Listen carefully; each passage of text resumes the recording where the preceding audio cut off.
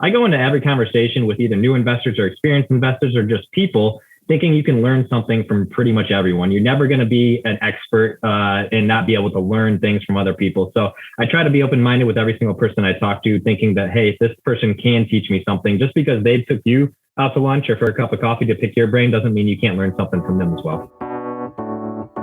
Yeah.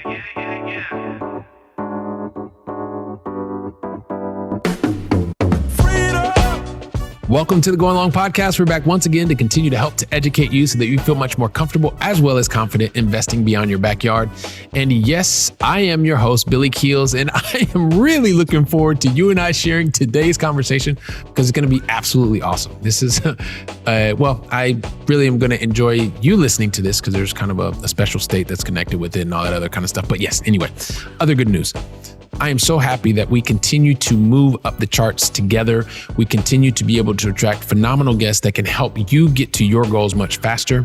And one of the main reasons for that is you continue to download the episodes, you continue to share the episodes, you continue to speak about the episodes with your friends and family. And you're also leaving your honest written reviews as well as ratings. And if you have not had a chance to do that yet, please just take a couple seconds, leave it, talk about whatever episode was the best, what value it brought to you, and also the things that you like about the podcast, things that you'd like to see change about the podcast. I go through every single one of the written reviews, and they're plentiful, and I love going through each and every one of them. I think I'm actually going to start sharing them with you because, wow, they're pretty awesome. So anyway, share your honest written review as well as rating. Would really appreciate that. And the second thing is, a lot of you are asking about where can you go find all the previous episodes and things like that. Go to billykeels.com. Once you're there, go to the podcast tab. You can find every single episode. You can find the video version, the audio version. Just go to billykeels.com. And once you're there, go to the podcast tab. And lastly, for you accredited investors out there that want to connect with other accredited investors, you want to gain access to certain opportunities that are 506c for accredited investors only, just send me an email to aiclub@billykeels.com. You and I are going to have a conversation, get to know one another a little bit more. And, we're very grassroots level right now. So send an email to aiclub@billykeels.com and get you in and give you some access to some really, really awesome deals. So today's conversation is really about, even if you go to college, when you go to college, you don't necessarily have to go and find a job, a 9-to-5 job. Like that's an option, but you don't actually have to do that. Today's guest is going to talk to you about going to get a college degree and then after college degree, recognize that, well, you know what? He could actually learn even more on the golf course as a caddy. Well, he knew that a little bit before, but listen, anyway, you're going to enjoy today's conversation. Talk about building a business, being able to get into the real estate entrepreneurial side of things, and then adding value and helping to attract investors to this very specific location in a state that is very close to my heart. I think you know which one it could be, but listen, I want you to listen to today's conversation with Adam Craig, because I know you're going to get so much out of it. And we're going to get to that conversation just after this. Are you looking for a way to get to long distance investing success, but not spending all the effort? You want to do it in a way that's much faster and it doesn't cause as much pain? Well, listen, I can save you all of that stress. Just go to billykeels.com/7 mistakes and you can pick up your free PDF to help you on your road to long distance investing success. So, you know what? If you want to know how to build your early success in commercial real estate and stay upbeat, then guess what? Today's the conversation that you're going to want to listen to until the very last word, I promise. Because today's guest, you know what? Following college, he decided that he was going to go directly into entrepreneurship. And I'm sure he's going to tell us a little bit more about that. He even started his own electronics retailer. Wow, that sounds super, super amazing. And you know what? Since then, he also went out to go out and found his own real estate investing group. As I mentioned before, it gives me great pleasure to welcome to today's conversation the owner of C.L.E. Real Estate Group, Mr. Adam Craig. Adam, welcome to the show, man. Hey, Billy, I appreciate it. Thank you for having me. Hey, it's my pleasure, man. It's my pleasure. Hey, listen, and I didn't say this to you in the beginning. Well, I'll wait. So listen, everybody stick around because he's going to tell you where he's from and all that stuff. And then I'll get into the whole thing because it happens here all the time. Anyway, so Adam, as you know, love to invite you here to the show. I'm going to ask you 5 questions, the same 5 questions that I ask every single guest that's here on the show. At least you're going to get 2 in the beginning. You're going to get 3 in the end. And then in the middle, I have absolutely no idea what I'm going to ask you, but I know whatever answers you give us are going to add lots and lots of value to the Going Long family. So with that, I'd love to go ahead and get jumping into today's questions, which the first one is, can you help us understand, where do you actually live in the United States? I grew up outside Cleveland, Ohio, a little suburb called Willoughby. It's about 20 minutes east of Cleveland. Actually born in Phoenix, but I was raised in Ohio. So we moved back to Ohio when I was about 4 years old. So I don't usually tell anyone I'm from Phoenix, Arizona. I typically say I'm from Cleveland, Ohio. My parents were from here. They moved there for a short time and then they moved back. All right, perfect. So you're from Willoughby. So I'm going to go out on a limb here because this is what I usually do with anyone who's from Ohio or lives in Ohio. So I have to give you the Ohio greeting, of course, which is OH. I-O. There you go. Fantastic. So I always go out on a limb every once in a while. And hey, listen, it's fantastic. So great to welcome you here once again. And then Adam, help us understand, what is the most positive thing that's happened to you in the last 24 hours? Well, we had our first giant snowstorm of the year, really. So we didn't do much in the last 24 hours. So I would go with a good night's sleep on that one. I really value my sleep the older I get. When I was a lot younger, I'd say, just have an extra cup of coffee or 4 cups of coffee. But now I realize caffeinating yourself through the day is not always the healthiest lifestyle. So I truly do value sleep and quality sleep. So last night I got some good sleep. I could be really productive today. All right, perfect. So you're really clicking on all cylinders this morning. So absolutely fantastic. And yes, I don't sleep very much either, Adam. In the very little that I do sleep, when I sleep very, very soundly, it's like amazing. So being able to recognize that is absolutely fantastic. And so I appreciate you sharing that with us. The other thing is, Adam, the Going Long family, they kind of forgive me already because I try to tell your entire backstory in 2.5 seconds. Probably never, ever going to get that right. The Going Long family forgives me. I hope that you can forgive me, but more importantly, that you can help me here. Could you do us a favor? Could you share your backstory in your own words? And then most importantly, Adam, if you could share some of the major decisions that you've taken or made to get to this point in your journey, and then we'll see where you and I take the conversation from there. Sure. I always would say I had a pretty entrepreneurial background or drive, even from a young age, anything from newspaper routes to lawn mowing routes. Through high school, I had a couple, online businesses that didn't last, but, they provided some pretty good cash for a short time while I was a 16-year-old in high school. So, from a pretty young age, I thought working for yourself was pretty cool. I didn't really think that's what I would do. I honestly thought go to college, work in the corporate world, but more of that was because I didn't know what the other options out there were. So I started caddying at a Kirtland Country Club at about 13 years old, and I continued caddying all through college. So roughly a decade of my life, I was a caddy between 2 different country clubs. From that, not only did I meet and see a lot of influential people, but I talked to them about what they did, how they got there, and it really helped drive my focus towards what I wanted to do.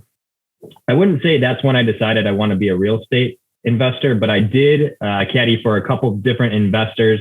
And I thought at the time that seemed like a really cool idea because, attorneys and doctors and all those things were at the country clubs, but I didn't really want to go to school for 10 years after I finished school. So I thought, hey, this real estate investor thing, I don't see any schooling behind that. Maybe I'll look more into it. And I didn't really do that until about my second year of college.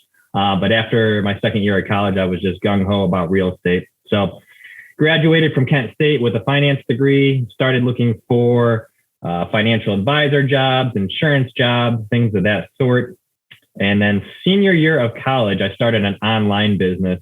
It's not a sexy business at all. It's really online retail. I am purchasing used electronics, sometimes defective, mostly in the camcorder, digital camera space, and then getting it repaired and reselling it. So I always say it does not get me up in the morning, but it pays the bills. And it did help launch my real estate career. So I did that for about 2 or 3 years after college before I bought my first investment property. At that time, I would say 80% of my time was focused on my internet business, while the rest was on the real estate. You fast forward to today, I'm devoting about 80% of my time to real estate and about 20% to that business. That's absolutely phenomenal. So there's so many different things that I really want us to dive into with your story. And when you talk about how you've gone from 20/80 to 80/20 in terms of where you're spending your time and seeing growth, but I guess the one thing is to kind of come back to one of the things that you said in the very beginning, that you recognized early on that you would probably not work in a company or work for someone else, right? They're very entrepreneurial and you knew that along the way. At the same time, you went through a very traditional path, which is into college, right? You talked about going to Kent State and having a finance degree.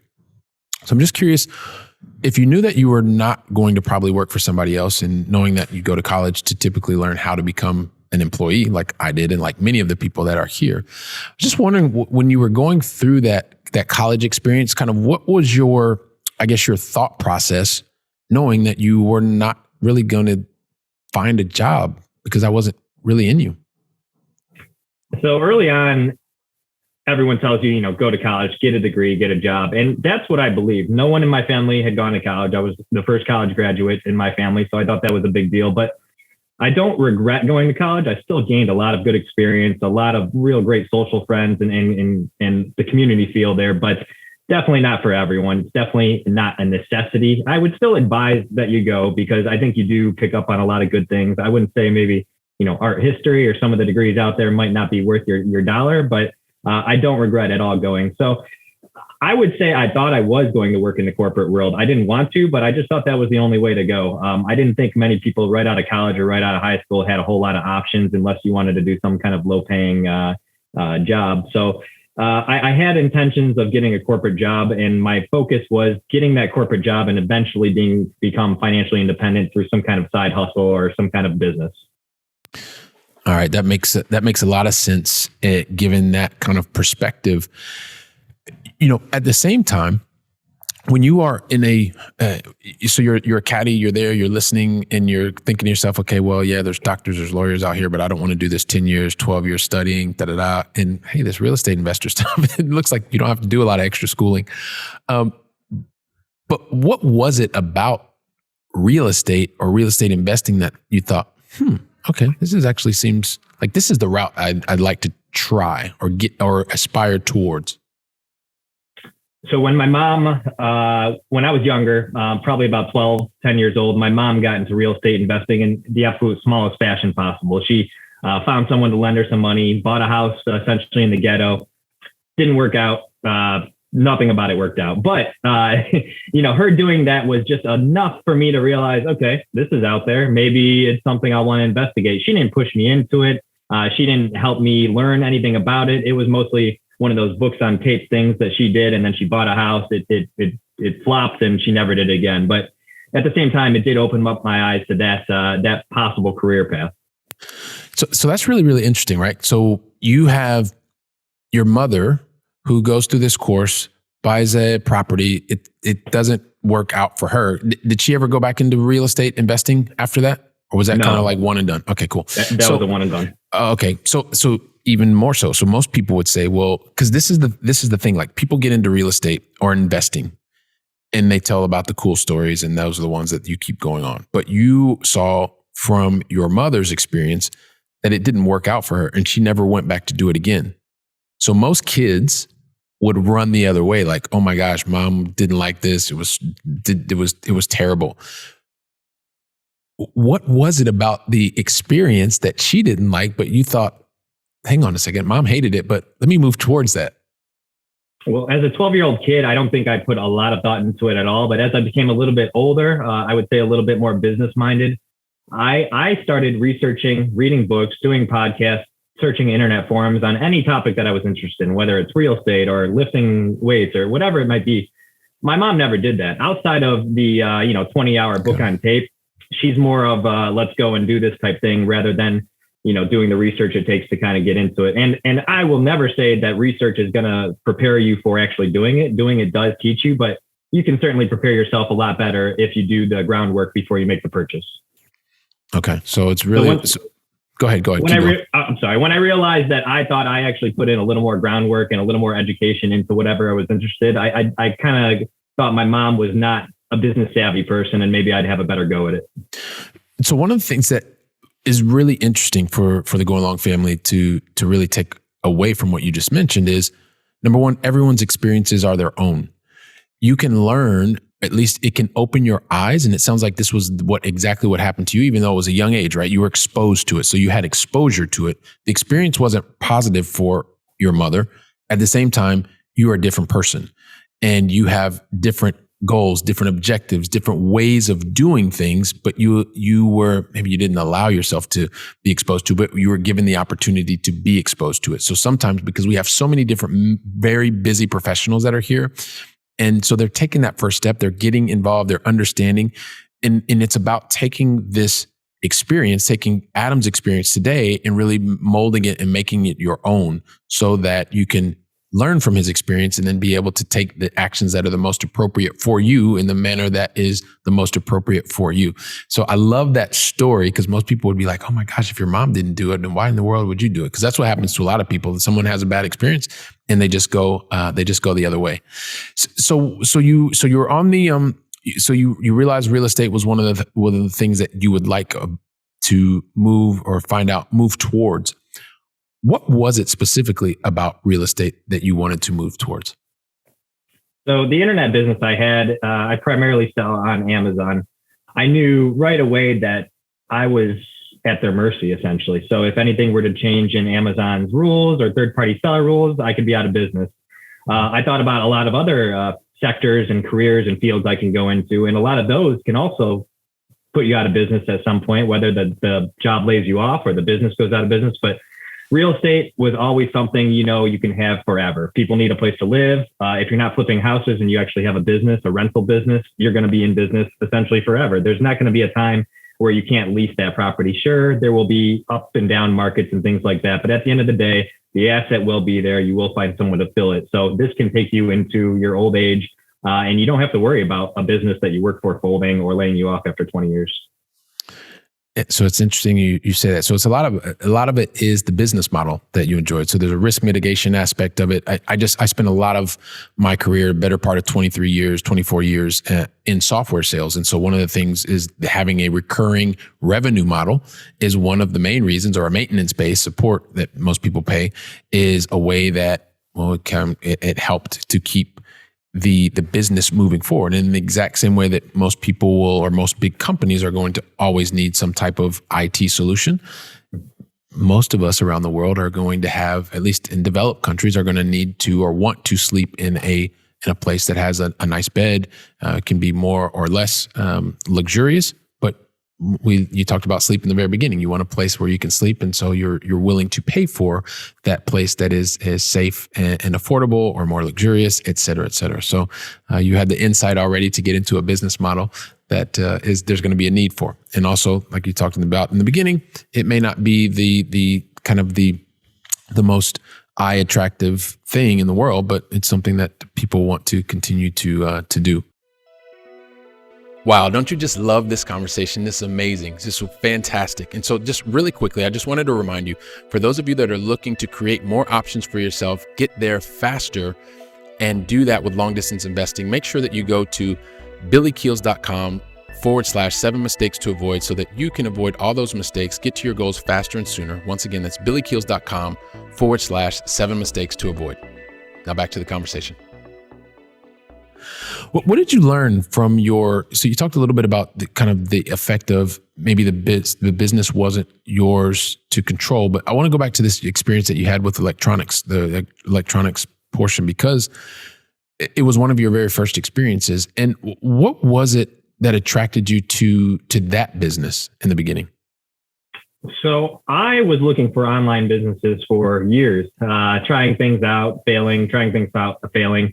Finally saw something that I thought might work, and it was just a real niche kind of a category, in the fact that I don't sell cutting edge electronics. I'm selling electronics from 10, 15, 20 years ago. And people said, who is buying these 8mm cameras? Who is buying these mini DV cameras?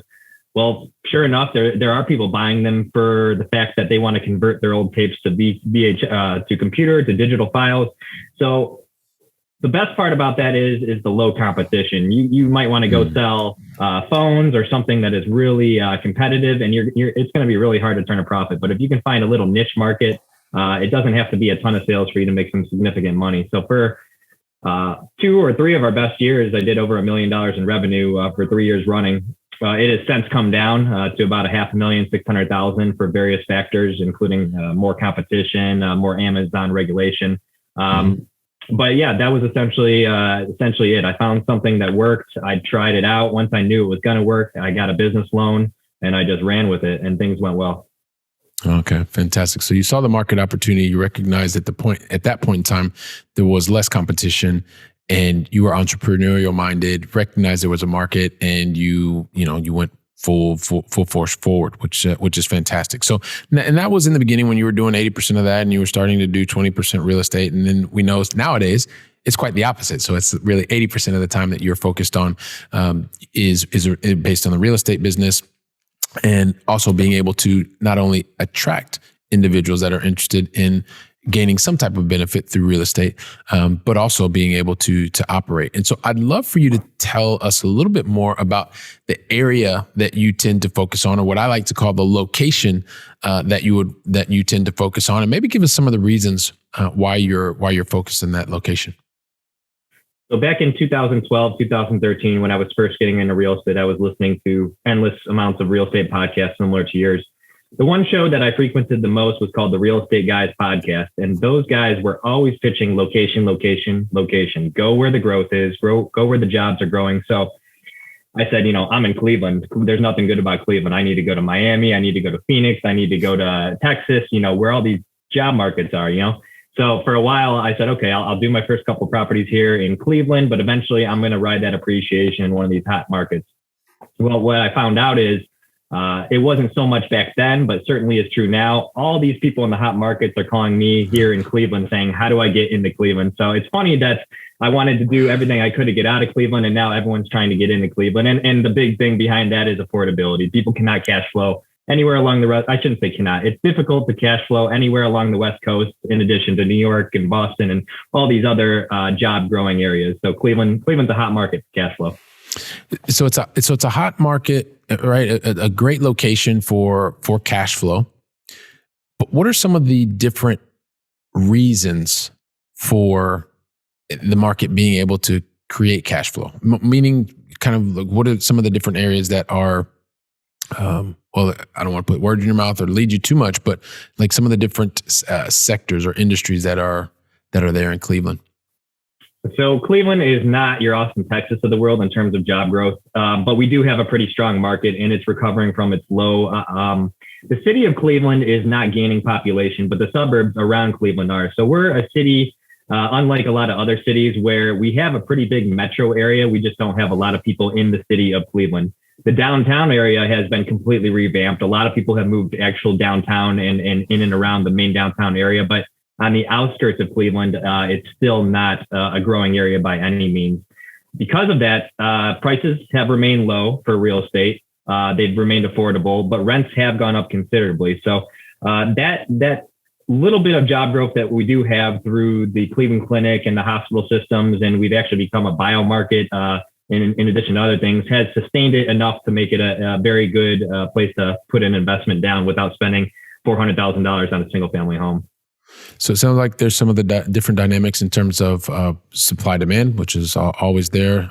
There is growth in terms of rents. It seems like, or based on what you're saying, that and I know it depends on which submarket or sublocation you're going to go into, but affordability is one of the factors, and also then being able to create or generate cash flow. So for someone who is interested in that type of a location, this may be one of the different locations being Cleveland to take a look into.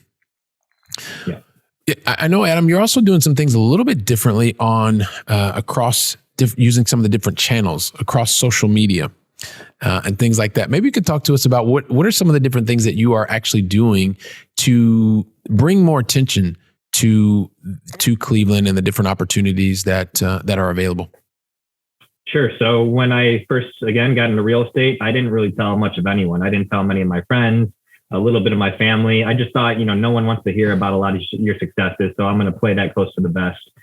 It was about 2016, 2017. I came across a networking group. And a guy said, tell everyone you do real estate. You can strike deals, you can strike lifelong friendships, you can network. So I focused to telling everyone what I did. I said, I buy houses and this is what I do. This is how I do it. From at that point, I said, I'm never going to get on social media and advertise my real estate business. That's just, I don't want the look at me factor. That's not important to me. I'm fine being a private person. But later found out, if you want to network and continue to grow, branding yourself, branding your business, especially in 2022, is a must. So about 2 years ago, started my website. I did Instagram site, and that was almost a game changer nearly immediately. So I feel like I'm really at the tip of the iceberg there. I'm sure the amount of business growth that you've had from the show is similar to what I hope to expect in 10 or 15 years. But I've just made endless contacts. I've found private investors and all kinds of great things from social media. And it's I guess if you want it to happen sooner, it will definitely happen sooner. I have no doubt about that for you, Adam.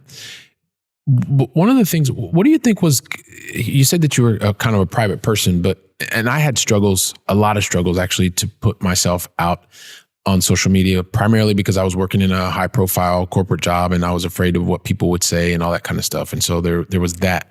But what were the things, aside from being a private person, that you felt were holding you back from actually getting out there and sharing your story or telling it to a larger audience? I think it was just your immediate family and immediate connections that I had to hurdle over. I didn't want anyone thinking differently of me in my immediate circle, whether how successful I become or how much money I'm making. I always thought that stuff, would rub people the wrong way. So that was the hurdle I had to get over and realize that it wasn't those people that I really wanted to be speaking to. It was the rest of the audience that is going to make those lifelong connections, those real estate deals, those great networking achievements. So I kind of pretended like my immediate circle wasn't the one actually listening, and it was the people that don't really know me that were. And because the people that don't really know you love watching in and seeing that stuff, it really is beneficial to them. They learn from it. So I got over that hurdle, and after that, I just lay it all out there. All right, that makes sense. Maybe one other thing. So, because you touched on something that is really interesting, because you mentioned earlier that you were the first person to go to college in your family, and then also as you're doing things, I guess, was there a sense that maybe the people that you grew up with may not understand you? You did talk about maybe they were, thinking about the financial aspect, but was there also a portion, and I asked just because I'm sure people in the audience are thinking, was it a thing of maybe there was this perception that you'd be showing off and you were already starting to achieve things and you wanted to stay humble versus actually getting out there and being able to attract the person that you felt like you could best serve? Yeah, that was a huge part of it. Being humble, not bragging, not making anyone feel envious. That was always on my forefront. But at some point you just got to get past that and realize the bigger goal here is to grow the business. And if you offend a few people along the way, it's just part of your successes, I guess.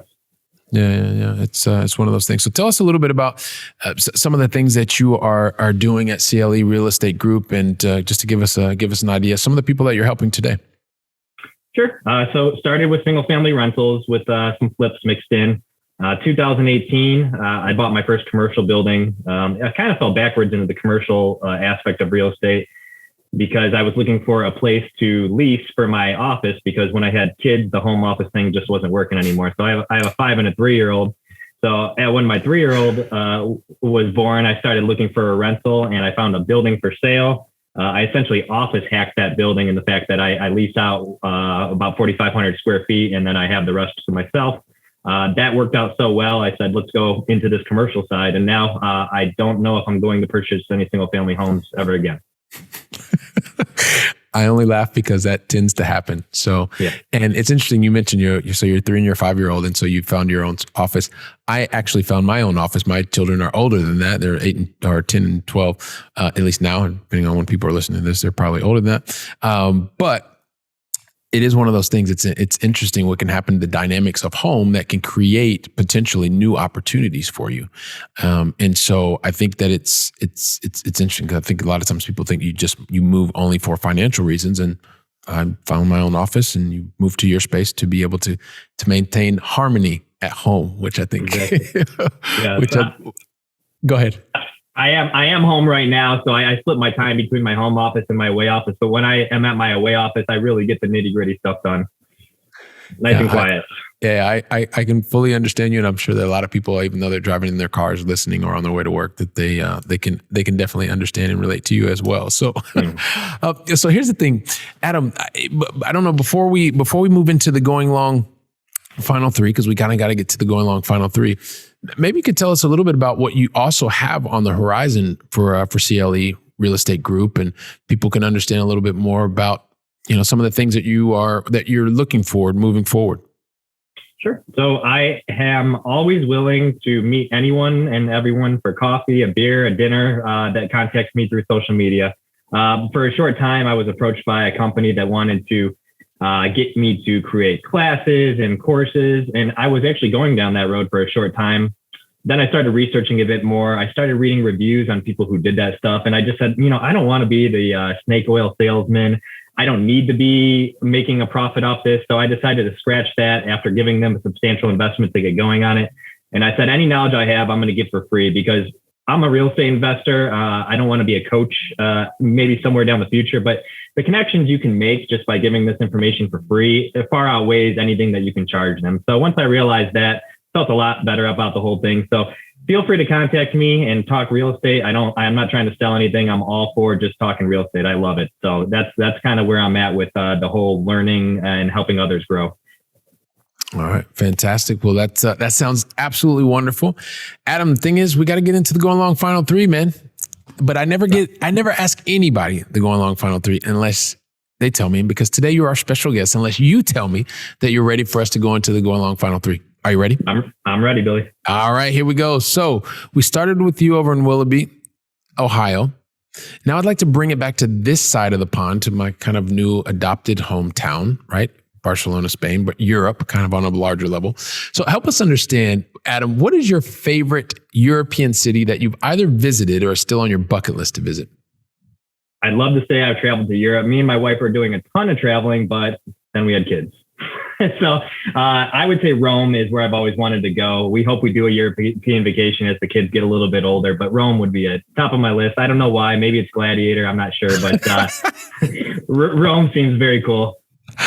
I love it. And it actually is very, very cool. Been there a number of times. Got great friends there. So let me know when you're ready, when you and the wife head over with the kids, because there's a couple places that you absolutely must see when you're in Rome. So certainly, I appreciate that. And then, question number 2 really has a lot to do with, well, just being very fortunate and having met a number of very successful people. And it's really related to a pattern that I've seen. And, the whole thing with the pattern that I've seen really successful people, and I consider you to be somebody who's very successful as well, is successful people tend to get there to their level of success because they, unlike most people, they do things right the first time, and it allows them to I think I just did it again. I mess this up every single time, every conversation. Excuse me. Well, it's kind of an inside joke with me in the Going Long family. So it's just a joke. It's a joke. So you know what? Everybody makes mistakes, Adam. Every single person makes mistakes. And the reality is really successful people like yourself make a whole lot more mistakes than most. A whole lot more mistakes. But all jokes aside, like the one thing that is very, very unique about very successful people is every single time that they make a relevant mistake, like one of those big ones that really impacts things, every single time they stop, they learn from the mistake, and then they put different strategies, tactics, and actions in place to minimize the probability of that exact same mistake happening again. And so I would love for you to share with us, not the mistake or the learning opportunity or however you want to call it, but more importantly, the lesson. What's the one lesson that you want to share today with the Going Long family to help the Going Long family to minimize the probability of that exact same type of mistake happening to them? What's the one lesson? So this lesson derives from, I would say, for a short time, I was over improving properties. And what I found out from learning that I was doing that is just be open-minded to everybody. A lot of times you get into a career and maybe you have a 13-year-old kid mentality where you think you already know everything. But I have gotten coffee with new real estate investors who have taught me so much more than I already knew just because they came from a real smart background and who knows what field. So I go into every conversation with either new investors or experienced investors or just people thinking you can learn something from pretty much everyone. You're never going to be an expert and not be able to learn things from other people. So I try to be open-minded with every single person I talk to, thinking that, hey, this person can teach me something. Just because they took you out to lunch or for a cup of coffee to pick your brain doesn't mean you can't learn something from them as well. Oh, I love that, man. So keep your mind wide open, be open to everything. And then doesn't matter if you have more experience, less experience than the person that you're with. Every opportunity is a learning opportunity. So really appreciate you sharing that.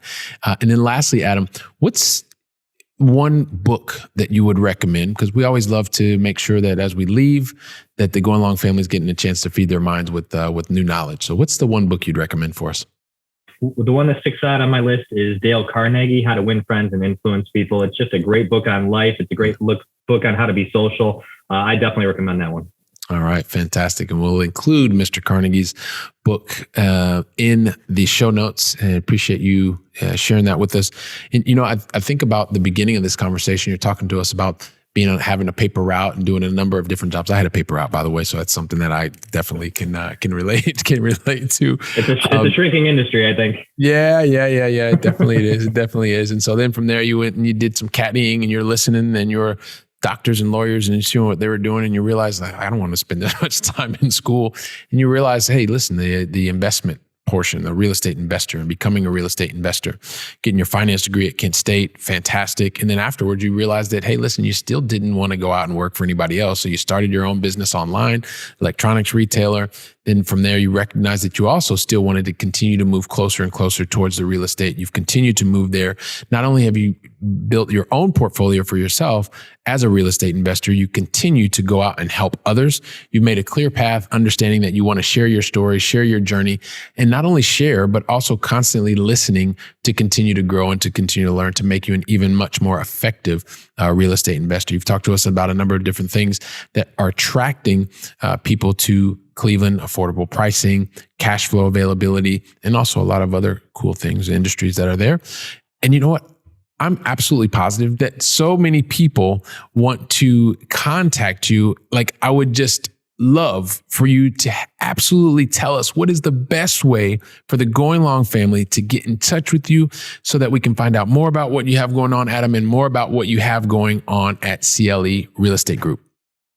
So the best way would be to go to my website, CLEinvest.com. Also, Adam the Investor on Instagram is another way to connect with me. I also share current projects, past projects. It's all on there. Adam the Investor at Instagram, and you got to go over there. He actually has this really, really cool video where I don't know, I think you had been in surgery and you're on your crutches, and he's giving a video. I'm like, this dude is dedicated, man. It was absolutely awesome. So go check out Adam's Instagram. It's fantastic. And we'll also include those in the show notes so that the entire Going Long family can get in touch with you. So Adam, listen, man, I really want to thank you from the bottom of my heart for you investing your time with me and the entire Going Long family today, man. Thank you so very much. Thanks, Billy.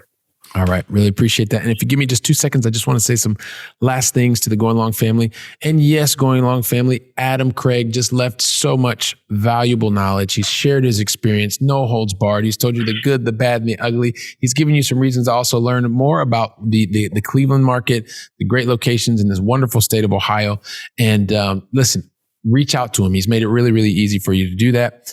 And I know you're going to do that right away. And so until then, I'm really looking forward to welcoming you back on the very next conversation. So go out, make it a great day, and thank you very much. Wow. Don't you love hearing from top-notch experts in the field? You know, when I was getting started, I really wish that I would have had access to such experts. And even more, I wish they would have given me like a really simple list of things to follow so that I could have gotten to my goals much faster and been much happier even sooner. So that's why I've created for you the 7 things that you should avoid in order to be successful in long distance investing. And you can pick that up really easily by going to billykeels.com/7 things to avoid. And also, if you like today's episode, don't forget to leave a 5-star review. I'm looking forward to seeing you on our very next episode. So go out and make it a great day.